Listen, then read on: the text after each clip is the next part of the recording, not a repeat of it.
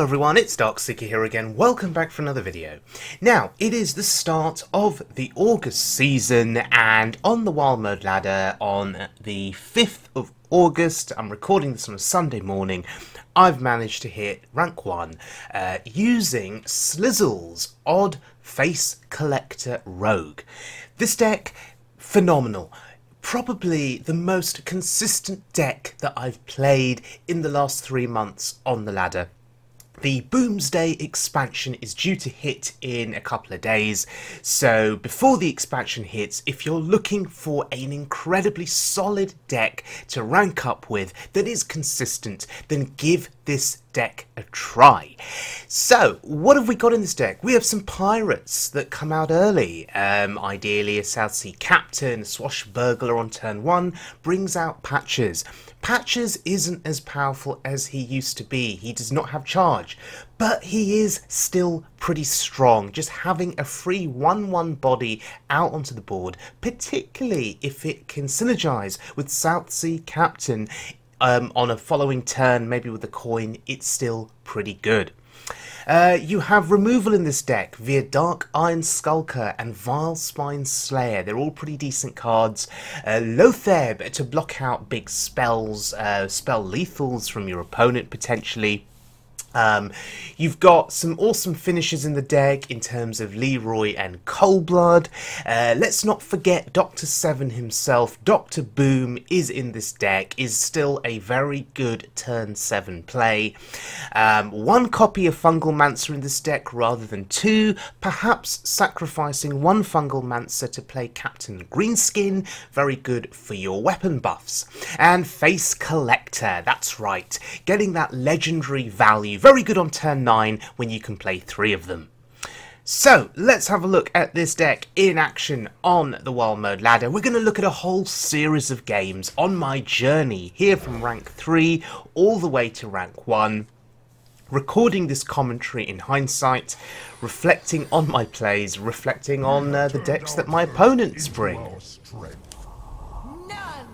Now, this Shaman here. An even Shaman called Mr. Green. I used to work with someone called Mr. Green. Maybe it's the same guy. I don't know. So we have a turn 1 play, and that's really, really good. And he has a turn 1 play, which is also very good. When you're an even Shaman, when you can cast a hero power on turn 1, it's pretty decent. If you can then synergize the totem with Direwolf Alpha or Flame Tongue Totem, it's pretty good. So this is going to be a board control game. Jade Claw's very, very good for him. He gets a minion and he gets to trade in and kill off one of my minions. Super good for him. And he's slowed me down now. He's slowed me down. I have nothing developed on the board. Next turn we have the Hench Clan Thug. It is, in my opinion, one of the best cards in the game for a rogue to play. If it sticks on the board, if they cannot remove it, it gets out of control. It can just win you games outright. It kind of reminds me of the Undertaker. Back in the early days of Hearthstone, you'd play the Undertaker, it just kept getting buffed with sort of death rattle minions that get played, and if it couldn't be removed, it got out of control, it just won games. Hench Clan Thug, I don't think it's as powerful, but the idea is the same. Every time you swing with a weapon, it gets +1/+1. And the chances are you're going to be able to swing quite often with a weapon, right? And as I'm recording this, I'm being attacked by 2 flies that I haven't been able to get rid of. They came into the room yesterday, and these flies are not very smart. They don't want to go out of an open window. They want to hang around, and they're not your normal flies. One of them looks like a mosquito. I don't know, it looks dangerous. So if I get distracted whilst recording this, it's because I'm scared of being bitten or attacked. Yeah, a bit of a crisis here in the UK at the moment. We have a heat wave, and that means that, well, it's very, very, very hot, and if you don't have air conditioning, you're sort of screwed.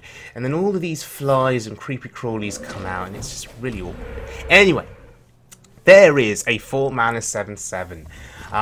One of the biggest weapons, one of the biggest tools in the arsenal of the Even Shaman.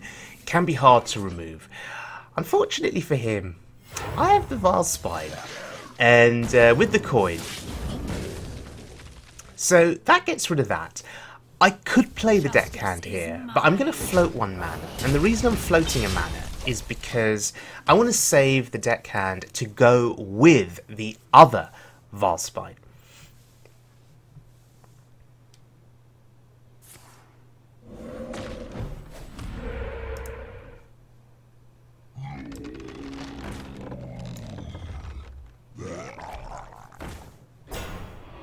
Oh, that's pretty good for him. One thing that the Even Shaman will specialise in is going wide on board, playing heavy hitters quite early. And 4-mana 7/7 is something we've seen already. Thing from Below is another heavy hitter. He's trying to overwhelm me with his board presence.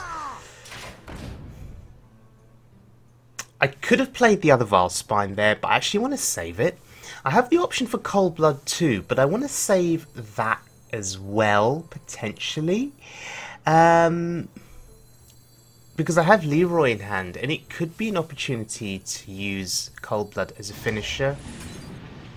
But I think it's fine here, because it gets a really nice, clean trade with the Thing from Below. So I think it was fine to use the Cold Blood. But those were the thoughts that were going through my head. Could I have killed off the Thing from Below without using the Vile Spine, without using the Cold Blood? By using it, it's sort of now left a clear board on his side. And I think that's pretty important. On turn 8, we have Southsea Captain, Vile Spine Slayer for a very sort of clean combo. But we have to wait till turn 8. So we've given up the deckhand, which means we've given up an easy way, a cheaper way of activating the Vile Spine. Anyway, he's overloaded for 1. Does he have another big threat that he can play? He could play another 4-mana 7/7, I guess. But he opts for a Jade Spirit. So this guy, oh, he's getting Jade synergy here, and those golems are getting bigger, and that's a bit scary. Because as an odd rogue, once I lose the board, that's it, I'm screwed. And if those Jade golems get too big, they start trading into my minions. He wins the board, and he wins the game. It's that simple.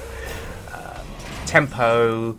On-curve plays, board presence, so important for us. We don't run any mass board clears. We run single target removal via the Vile Spines.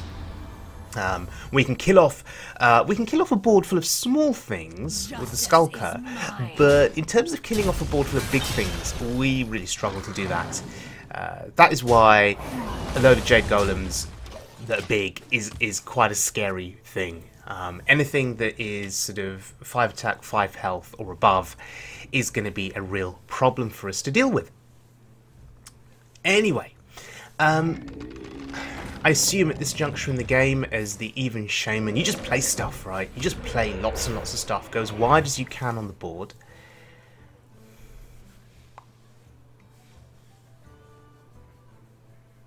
And as you guys are watching this, if you do spot any plays that you think would be better, please comment in the comment section below. So we've seen a 4-mana 7/7, we've seen a Thing from Below, and the Sea Giant is another big threat in Even Shaman. And again, they can get these threats out very, very quickly. In the case of the Sea Giant, all he needs is stuff on board, and the Sea Giant becomes incredibly cheap to play. It's why Even Shaman's so good at the moment. We'll see what happens when the Boomsday expansion hits. But for the time being, it's very, very good.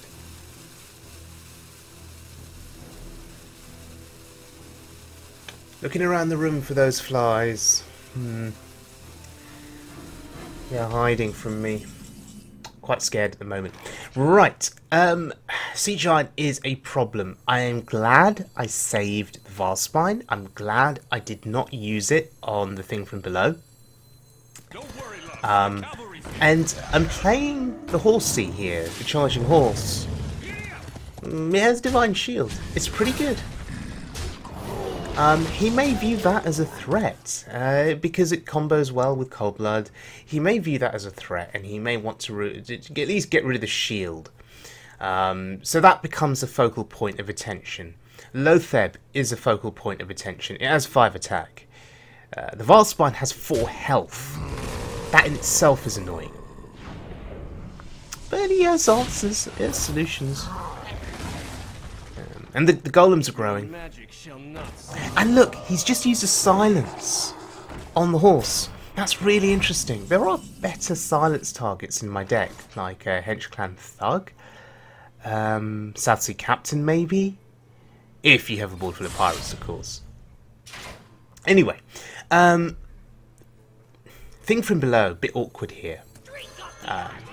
But Green Skin really, really proving his worth here. See, without Green Skin, it would have been a bit more difficult to get through that 5-5. Now we have a buffed weapon, we have a 5-4 on board. This is a good position to be in. He's going face... Oh, and he's hexing. Okay, sure. Fine. Are there better hex targets in my deck? I guess for him, it's fine to have used hex there. It was fine to have used Spellbreaker, because it just gets bodies. In the case of the Spellbreaker, it gets a body on board. In the case of hex, it buys him tempo, it buys him board presence. It's all fine, I guess. You don't want to be holding those cards back. You don't want to be being attacked by the bloody fly. You don't want to be holding those cards back when you're fighting for board and when you're top decking. You just want to play your stuff out, fight for board as best as possible. Holding them back isn't really going to do much for you. Anyway,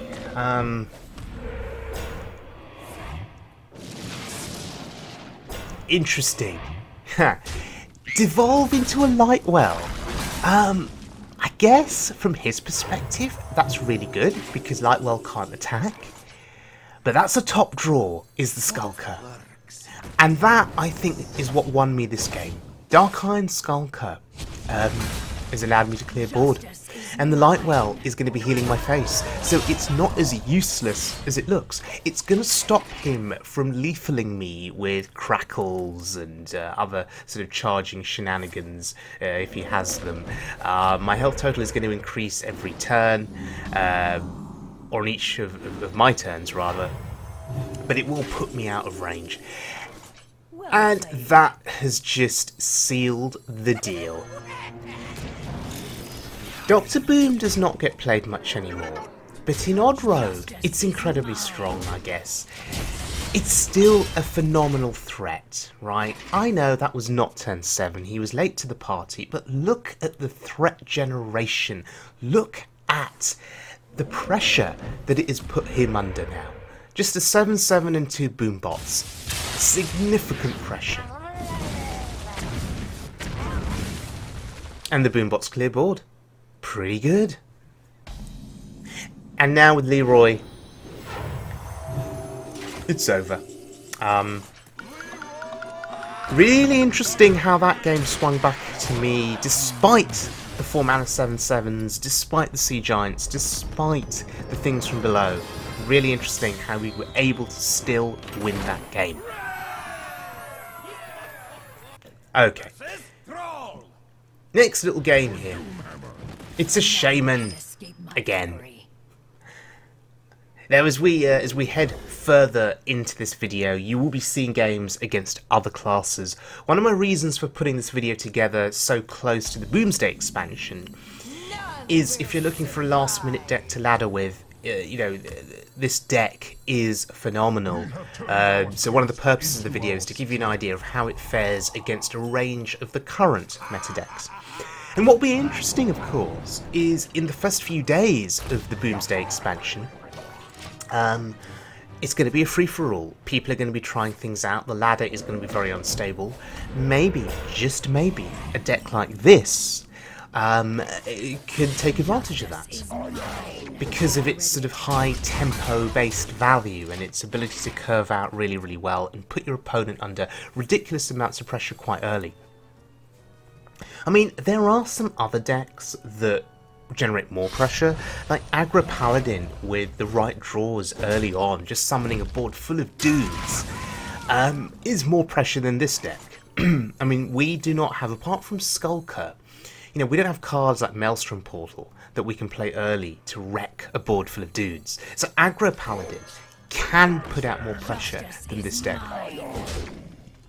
early on. And actually, I have, with this deck,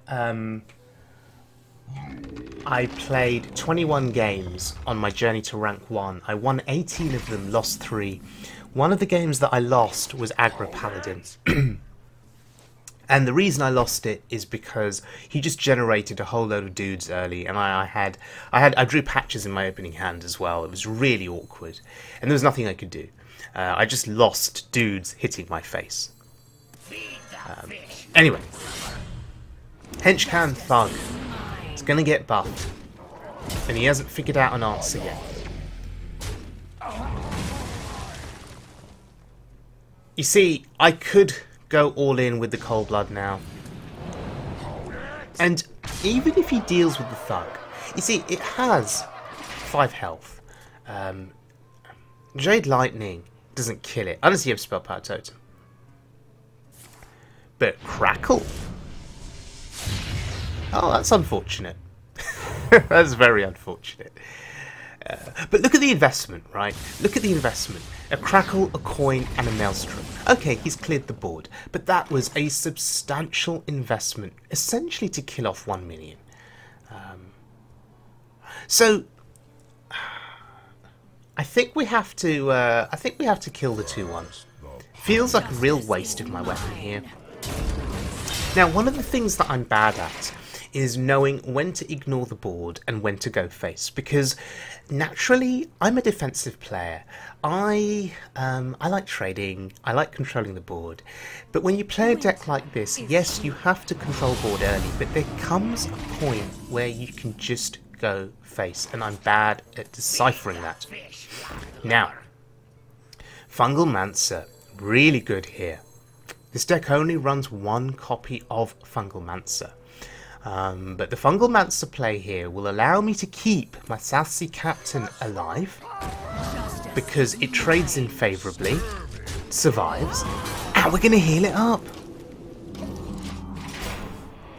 Who'd have thought that I'd have got any value from that healing card? That's really good. Healing and Taunt.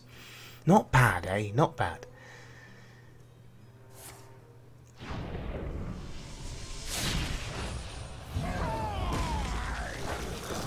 And he's trying to take control of the board here. But he is reacting to what I'm doing. I have the initiative, which feels good. This is one of those instances where I could throw a lot of damage face. Right, I think that's 11 damage, if I can count. 11 damage that I could have thrown face here. Instead, I start trading with the board. Was that the right decision? For those of you that are watching at this point of the video, maybe leave a little comment in the comment section below. Was it correct to just trade here? Should I have just gone face with everything? Justice is mine. I mean, the benefits of this play is that I'm setting up lethal for next turn. He's got nothing on board that he can buff up with sort of Flame Tongue Totems or other things. It's not a terrible devolve. I mean, he can now kill. Elements I like. He can kill the 2/2. I love. I mean, that 2/2 would have allowed me to have played Baku on turn 8. It's quite interesting. So he's trying to make a comeback in this game. It's a shame I can't play the Valspine in the way it's intended, so I can't kill the 5/5. So I'll just play the Valspine for a little bit of pressure. And then the decision is, do I go face or do I kill the totem? I'm killing the totem here, and the reason is I don't want him to get a taunt totem. I want to lessen the chances of him getting a taunt totem. That's why I did that. Maybe I should have thrown the dagger face. I don't know, you see. Well played. So there is decision making in this deck. It's not a brainless deck. It's not as brainless as some aggro decks. There is some thought needed. But anyway, here come his heavy hitters. There's the 4-mana 7/7, but let's see what we get here. Do we find lethal? No, we don't. Tidal Surge can deal with the minion, but it can't go face, damn it. Justice is mine. So we just clear the minion here. Just clear the minion. It's fine. I mean, it's getting slightly scary. I mean, he just rolled a taunt totem. He's just picked up another taunt.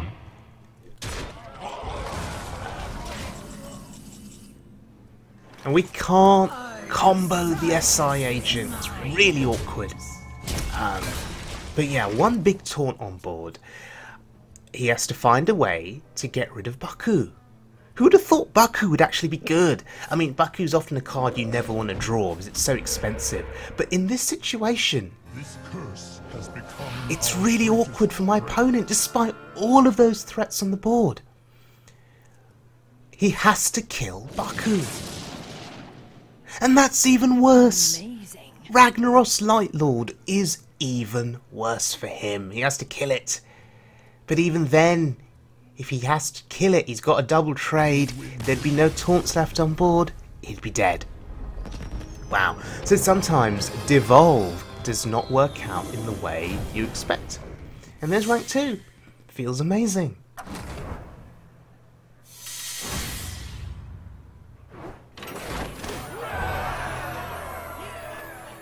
Okay, we're going to look at some quick highlights now.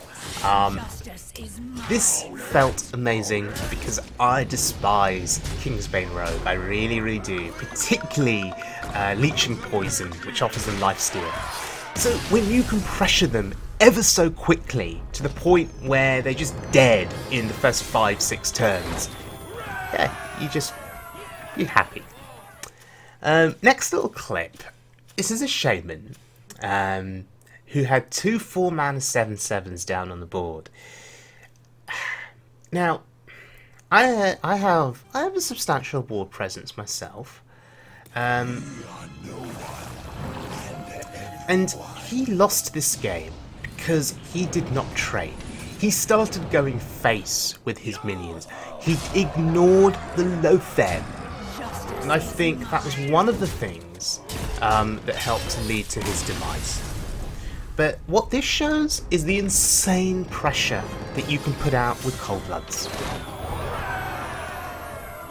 Okay, let's go back to some full games. Now, it's getting tougher because I'm on this road to rank 1. I'm very close. And this is where it gets tough because I'm facing a Druid. I would rate Druid as one of the harder opponents to beat with this deck because they have so many armor gain effects, they have so many board clear effects. Spreading Plague is a nightmare to deal with. I mean, okay, you're not as disadvantaged as Aggro Paladin because Aggro Paladin's minions, the dudes, can be, you know, smaller until they get buffed up, of course. But I think Spreading Plague impacts Aggro Paladin more than this deck. Because with this deck, there are some more beefy minions. Henchclan Thug, Lothar, Greenskin, SI7 Agent. Your minions are a little bit more beefy, and maybe they get through taunts a little bit easier. Henchclan Thug on 3, I've discovered, is incredibly strong, if you have a weapon swing to go with it. Now, if they have Swipe, you're really, really sad, right? If they don't have Swipe, well, they have Spellstone, which is just as good.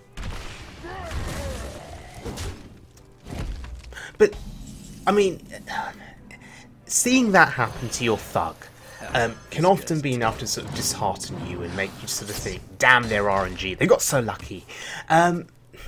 The thing to remember is it's fine, right? It's absolutely fine. If they have it, they have it. There's nothing you can do. Like now, he's got Swipe.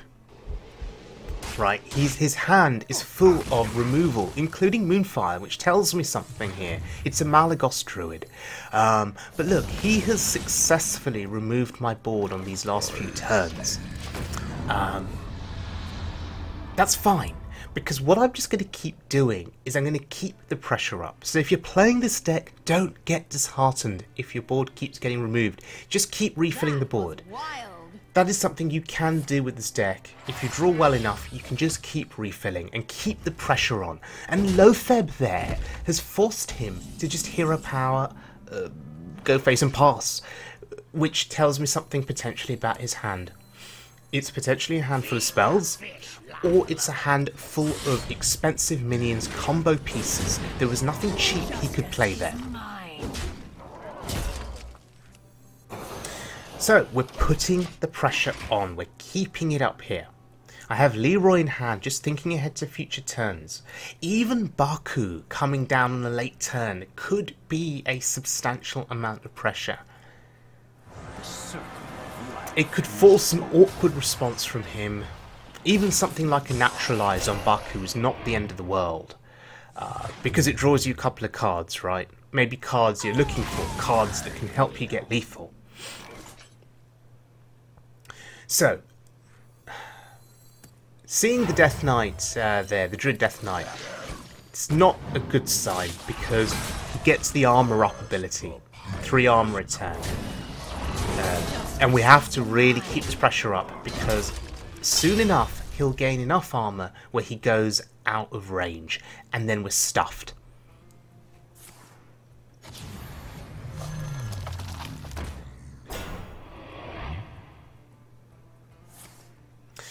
Branching Paths for 6 armor apiece, that's what he's going for. He's 12 armor total, that's insane. This is why I said Druid is such a difficult opponent. Particularly Combo Druid. You have to kill them before they get those insane amounts of armor. Or before they find all their combo pieces, of course. But we have seen Moonfire used in this game, so he has been desperate to clear my board. Sacrificing Moonfire is fine, it's good for us. It means that Malagos is going to struggle a little bit more to kill us. Justice is mine. Wasn't quite sure about what I should have been trading in there. But trying to keep as much of my board as possible. This board is vulnerable to Spreading Plague.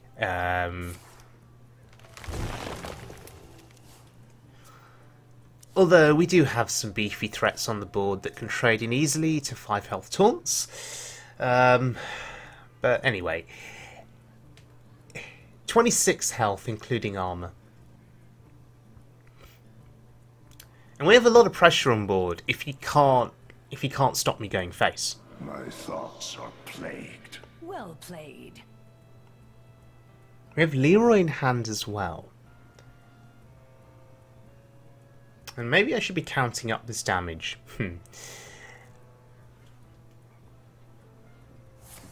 It's a lot of damage. It's a lot of damage. So, we go face. I was recording this very early on a Sunday morning, as you can see at with the time there at the bottom of the screen, the bottom left. Got up very early.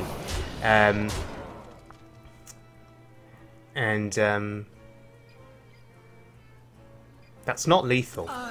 It's very close, right? It's very, very close. We were 2 off lethal there. And there's Aviana.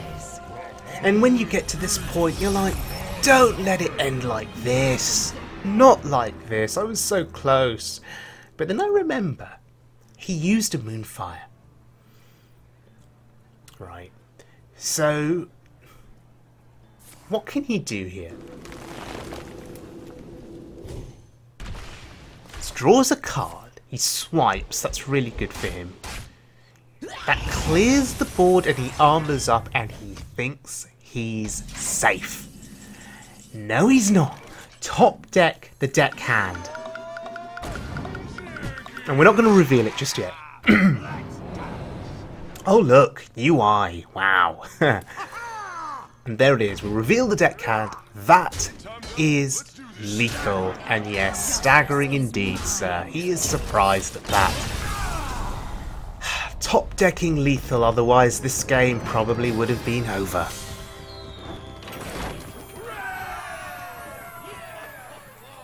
Alright, now this next little highlight is really cute. Swashbuckler gave me flair, and that to me was the game-winning play in this matchup because it discarded the explosive trap. I put the pressure on with the cold blood, and he's down to 20 health. If his explosive trap had hit and I'd lost my board, I think I may have struggled to come back in this game. But now he's forced to focus on the buffed up minion. And he plays another secret. Now I'm going to assume that it's unlikely to be explosive. It's most likely a wandering monster, which it is. And my focus now is to maintain board pressure. This is how you win with this deck. Just maintain board pressure. So happy to throw my face into the minion rather than Patches. I could have dealt 1 extra damage to his face if I'd sacrificed Patches into the trade. But I'm happy to just do it like this. In my mindset, keeping a board is what's most important. Maybe it's the wrong mindset in this particular context. I don't know. So his focus now is to clear my board by any means necessary. Unfortunately, those plays are going to be quite slow for him. Sure, Flanking Strike generated a 3-3. That's probably not good enough because the pressure that I'm putting on is still substantial. And this is one of those moments that I was referring to earlier. Do I kill the minion or do I go face? Because I smell blood, because I can sense the kill coming, I'm going face. I'm ignoring the 3-3 and I'm saying to him, what are you going to do? How are you going to remove this board? You have 1 3-3 on board. It can trade into... I'm being attacked by the bloody flies again. It can trade into... Go away. It can trade into... it can trade into my low health minions, my low attack minions, but you need something extra to clear the board. And hey, Unleash the Hounds was that something extra. It was that that additional play that he needed. What? They fell off a truck. But it's still really not enough, right? He was getting some semblance of board presence there, but we just refill. Now there does come a point where you run out of pressure, right? You run out of stuff to play, and that's when you lose. So you really need to go for the kill before that happens. And I was just thinking to myself, what are the chances, right? What are the chances that he has Deathstalker XR? Of course he had it on 6. His RNG was phenomenally good. My RNG, perhaps slightly better. Dr. Boom on 7 is still very, very good. Because, sure, Rexar on 6 can clear a board with that AoE, but you then have to build a beast on turn 7 in the hopes of surviving. What beast can he build here that's going to help him survive? Because he only has 5 mana to play with. It'd have to be a beast for 5 mana that can win him the game, in essence. Or clear my board. And that's a taunt. That's not bad. If I had a small board of stuff, that's actually pretty good. That could actually save him. But I drew Dr. Boom when I needed him, and now I just need to think about the best way of finding lethal here. I don't want this to go on for another turn. He could build a beast with 8 mana that's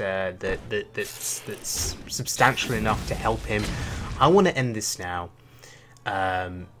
So the options are trading Boom in, but you go face with the Boombots, you don't find lethal. Trade the Boombots in, and maybe I do find some kind of lethal here. And that's lethal. Boombots did not kill the taunt, but they injured it enough. My face can kill it. Dr. Boom finishes the game.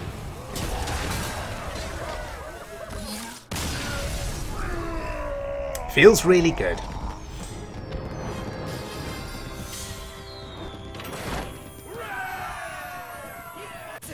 Alright, and this is the final game. And look at my hand. Patches. Do you know what? This is the second time that's happened in the morning that I recorded this. In an earlier game, which I haven't showcased in this video, I was at exactly the same point. One win away from rank 1. And I had patches in hand. It was against the paladin who thrashed me with his dudes, but I had patches in hand. And it really sort of screwed me. More so mentally tilted me, I guess. And I have patches in hand again as I'm looking for rank 1, final game to hit rank 1. Patches in hand, damn it.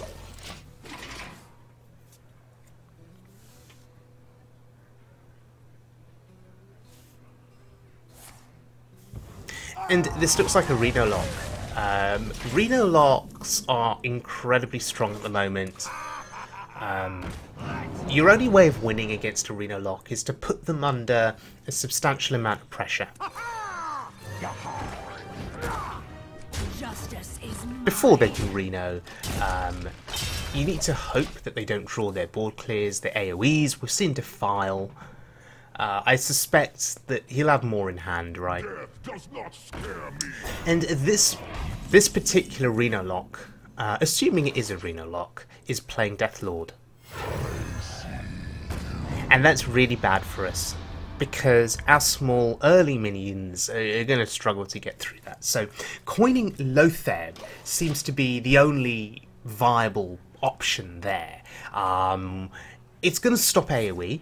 That he may have, like Hellfire, and it's going to allow me to trade in.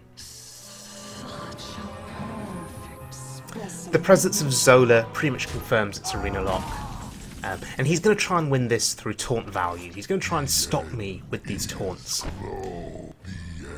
The drawback of Deathlord, though, it does things like that.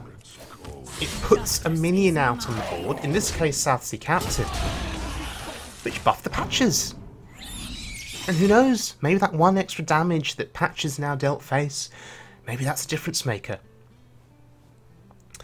I'm slowly running out of cards, but we have Dr. Boom coming up. So we've seen the Defile, we've seen the Hellfire. If he has Reno anytime soon, we may well be screwed. The Apothecary is not a good card for me in that I'm going to start taking damage, but it's pressure, right? It's a 5-5. He has to deal with it, because if he doesn't deal with it, Leroy's going to kill him. So with the combined damage, so he has to find a way to deal with it. If he deals with this board, I'll then play Dr. Boom.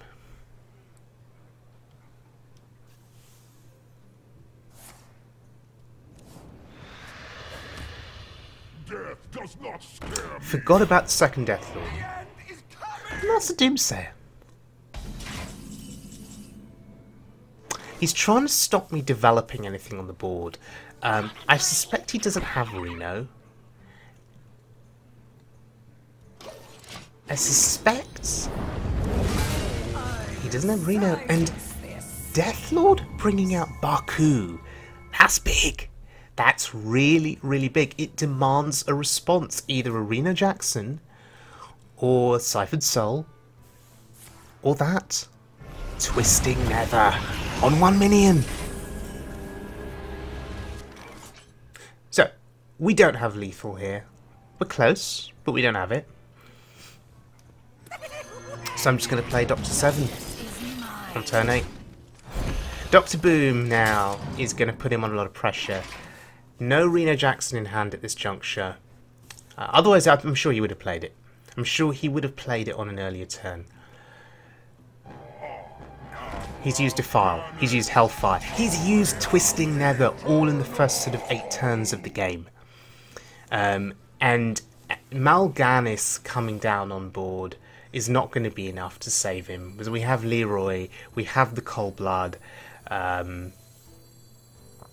we could buff our weapon up with the Buccaneer, yeah, and he knows it's over.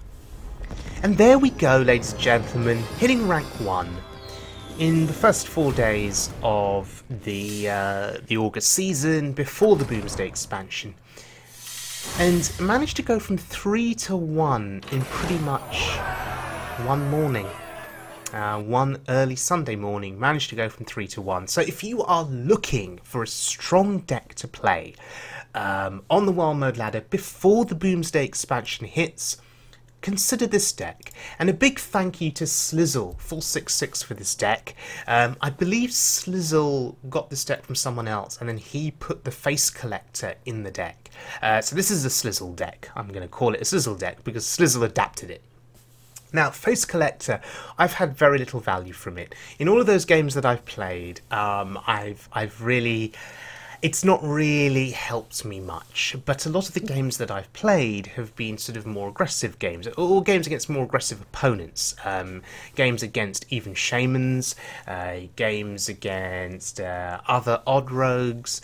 There really hasn't been the time to play Face Collector, but I can see in longer games the Face Collector would have more value, going up against sort of more control style decks where you need a strong turn 9 play, you're out of cards, you just have a Face Collector in hand, you play Face Collector 3 times.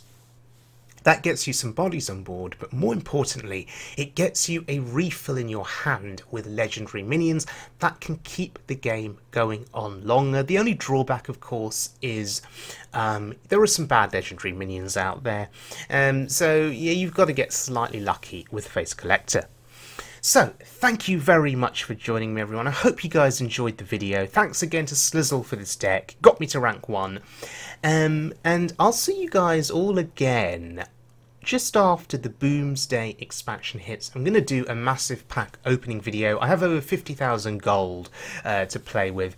So let's see how many packs that gets me.